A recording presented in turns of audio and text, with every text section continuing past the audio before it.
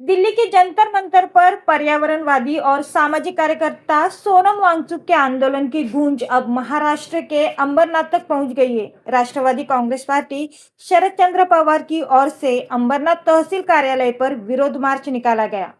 प्रदर्शनकारियों ने सरकार के खिलाफ नारेबाजी करते हुए तहसीलदार के माध्यम से राष्ट्रपति और प्रधानमंत्री के नाम ज्ञापन सौंपा। प्रदर्शन में छात्रों के मुद्दों, लगातार हो रहे पेपर लीक मामलों और शिक्षा व्यवस्था में सुधार की मांग उठाई गई।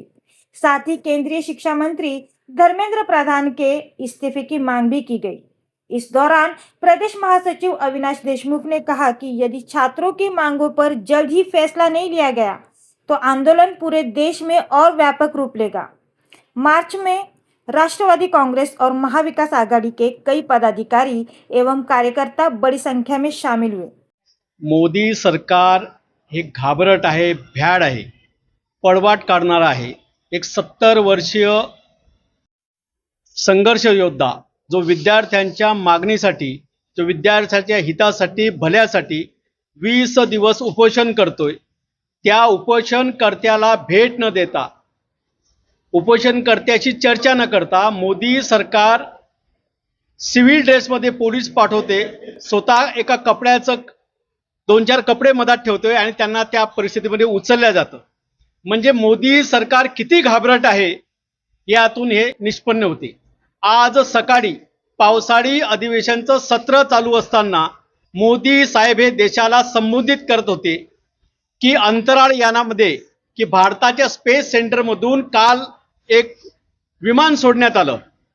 एका इकडे मोदी सरकार युवकांच्या बाबतीत चांगलं बोलत असताना दुसऱ्या ठिकाणी त्याच जंतर मंतरवरती संसदेपासून हाकेच्या अंतरावरती मोदी सरकारचे पोलीस हे विद्यार्थ्यांना, विद्यार्थिनींना, तरुणांना कपडे फाडस्तोपर्यंत मारत होते। एक 70 वर्षाचा माणूस उपोषणाला बसलेला आहे, त्याला तुम्ही भेट देऊ शकत नाही, परंतु विद्यार्थ्यांना, तरुणांना तुम्ही घाबरलेले आहात।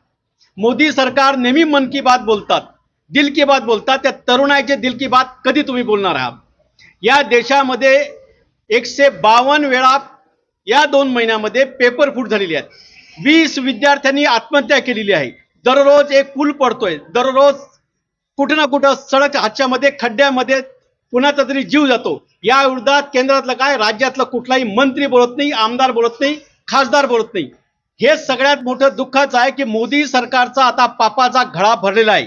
अच्छे दिन तो सोडा, आमचे जुने दिवस आहेत ते सुद्धा आम्हाला दिसायला मिळत नाहीत। राहिला प्रश्न इथेनॉलचा, आज बघा इथेनॉल चालू आहे। कुठला तरी सेंट्रलचा मिनिस्टर आपल्या मुलाच्या भविष्यासाठी लाखो गाड्या या गॅरेजमध्ये जमा केलेल्या आहेत। हा एक ज्वलंत इतिहास आहे। या देशामध्ये मोदी सोडून आणखी 2 मंत्री सोडून कोणालाच कुठल्याच मंत्र्याचं नाव माहित नाही आहे। या देशाचा कायदे मंत्री कोण आहे, सुरक्षा मंत्री कोण आहे, अर्थमंत्री कोण आहे, या देशाचा कृषी मंत्री कोण आहे, कोणालाच माहित नाही आहे। वन मॅन शो चालू आहे, मोदी आणि मोदी दररोज देशाला फसवायचं काम चालू आहेत। या देशामध्ये विद्यार्थी आत्महत्या करतात, याच्यासारखं दुर्दैव काय असू शकते? म्हणून आज अभिजित दिपके आणि सोनम वांगचुक हे जे तिथं उपोषणाला बसले होते, त्या उपोषणार्थ या राष्ट्रवादी काँग्रेसच नव्हे तर संपूर्ण विद्यार्थी, वेगवेगळ्या समाजातील स्तरातील, सामाजिक असू द्या, सांस्कृतिक असू द्या, अभिनेते असू द्या, सगळ्या स्तरातून पाठिंबा मिळत आहे। म्हणून अंबरनाथ तहसीलला आम्ही राष्ट्रवादी काँग्रेसचे पदाधिकारी तालुक्यातले इथं निवेदन देण्यात आलेलं आहे की धर्मेंद्र प्रधान सारखा एक शिक्षण मंत्री, त्याच्या काळामध्ये जर पेपर लीक होतात, नीटचे पेपर फुटतात, असं असूनही तो राजीनामा देत नाहीये।